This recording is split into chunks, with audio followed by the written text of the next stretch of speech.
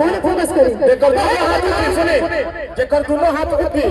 वो बुझ लहन आलू के दिल से मानेला आ जेकर दोनों हाथ ना उठी वो बुझ ना दही खाए ठीक हां कहे के बता जेकर दोनों हाथ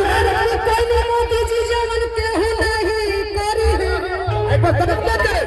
अरे कोई मोदी जी जवन के नहीं करी हरे राम हरे राम हरे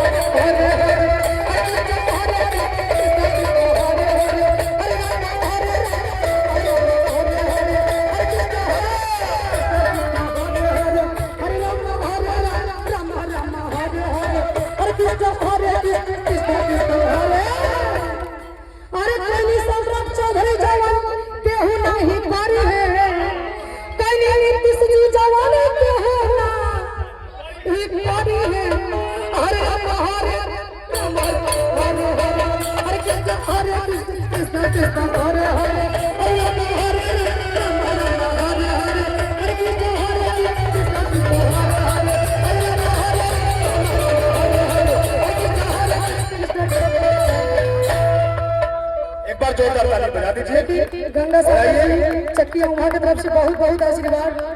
हम अपना वाणी के विराम करते नहीं और वो सबके बार बार ना हजार लगातार प्रणाम करते नहीं आशीर्वाद के चाहना रही जय।